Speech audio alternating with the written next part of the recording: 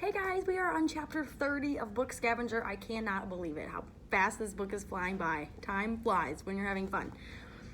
So Matthew and Emily are about to go book scavenging together, which they haven't done in a really long time, it sounds like. So let's see what they find in chapter 30. Here we go.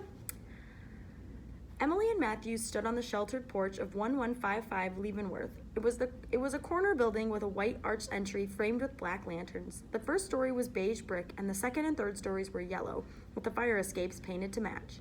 "Do we go in?" Matthew asked. "I'm not sure," Emily said. "All the clue said was where he finished writing this book.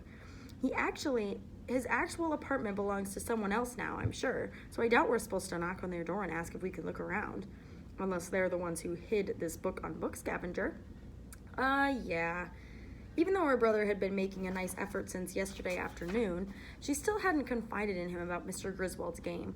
Doing that would make it feel too much like she was replacing James, and she didn't want that. If she could have it her way, James would be here with them too.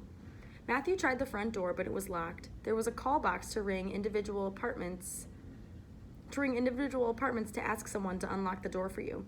"He wouldn't have hidden it inside," Emily murmured, turning to the front stoop to survey the area. "Let's walk around the building." Because the buildings were plunked right next to each other, they couldn't actually walk around the building. But they walked back and forth multiple times along the Leavenworth side and the Sacramento side, studying every nook and cranny for a spot where you could hide a book. There were windows just above the sidewalk at foot level and more at head level too, but Emily couldn't see any way they might conceal a book. There were no planter boxes or benches tucked next to the building, and the entry alcove was tidy and clear of anything book-like. Emily studied a fire escape ladder. "Should I climb it?" Matthew asked. "You can't reach up there." The bottom of the fire escape stopped at least a couple of feet above the front entry arch. "Sure I can." Matthew proceeded to jump repeatedly, not even coming close to reaching the fire escape, but he kept jumping nonetheless. Emily turned and looked at the two trees in front of the building. Something caught her eye, perched high amid the leaves. A large black bird peered down at them. "Ooh, spooky! Matthew, look! That bird is staring at us." Matthew stopped hopping and looked up at the tree. They had a staring contest with the bird for a minute before Matthew said, "He sure is still. Do birds sleep with their eyes open? Hey, bird!" Here's a picture of the bird. Kind of creepy. I agree with Emily. "Matthew," Emily laughed, which only encouraged her brother. "Yeah, you, bird. I'm talking to you." Still no reaction from the bird. "That is really weird," Emily said. "What kind of bird are you anyway, bird?" Matthew hollered. "Are you a crow or maybe a raven?" Emily realized. "That's it. That's the book I'm hunting." "You're a book bird?" Matthew hollered. "That's not confusing at all." "You wanted to climb something." Emily indicated the tree with a flourish. "May I interest you in this climbing tree?" The trunk of the tree split in 4 directions, each branch thicker than both of Emily's legs put together. Her brother leaped into the palm of the branches and picked and pulled his way up to the fake raven. After he climbed back down and jumped to the sidewalk, he handed the bird to Emily. It was a wooden box designed to look like a raven. Emily popped off the front, revealing a compartment just big enough to hold a paperback book, which is where the Maltese falcon sat. "This is so cool," Emily exclaimed. She put the lid back on the raven and turned the box around to inspect it.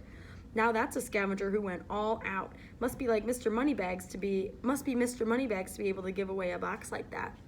Emily gave the raven an affectionate pat. "Must be." On the bus ride home, Emily flipped through the Maltese Falcon. It looked like an average paperback. Nothing written in it, nothing hidden in it. It had all the publisher and ISBN and copyright info where it normally should be. So this was an actual published version, not a handcrafted one like Mr. Griswold's edition of The Gold Bug. Emily flipped back to the inside cover where a Book Scavenger tacking label had been placed. She had flipped past it the first time, assuming it had the registration number listed as was typical. But now she saw it did not. Instead of a tracking number, there were 6 symbols. Ooh, this is weird. I would not be a good code cracker, cipher cracker. I would not do well. Emily pulled her notebook out of her backpack and the pencil from her ponytail and copied the symbols down. She began playing around with different possibilities for how to solve the puzzle. She rearranged their order, she drew them combined with one another. She combined with one another like putting together a jigsaw puzzle. There were only 6 symbols, so was it a 6-letter word? Or did each symbol represent a word, making it a 6-word sentence? At one point, she felt her brother studying her work. She looked over and he pulled out an earbud. "Just so you know, I don't think your book scavenging is stupid." Emily rolled her eyes. "I don't," Matthew insisted. "Not any more stupid than you think my flush videos are. It was fun when we used to go book scavenging. Today was fun too. I just like other stuff more now, so when I have a choice, I'm going to choose the other stuff." "I don't expect you to choose book scavenger or do anything with me," Emily said quietly, "but you don't have to be so mean about it." James's words came back to Emily from their fight. She'd said Mr. Quisling's challenge was silly, and he shot back by calling Mr. Griswold's game the same. And then asked her how it made her feel. Her brother talking about prioritizing his own interests over hers wasn't that different from her prioritizing Mr. Griswold's game over the cipher challenge. It made her feel sick to think that she might have been dismissing James, a new friend she wanted to impress, the same way she felt her brother had been dismissing her. "Matthew?" Her brother was about to put his earbuds back in, but he waited. "I don't think Flush is stupid either." "You better not." Matthew mock-punched her arm. "They're not just great musicians, they're my buds." "Oh, trust me, I know." That is the end of chapter 30. So we got another clue. These clues are just like boom, boom, boom. So I will see you next time for chapter 31. Bye.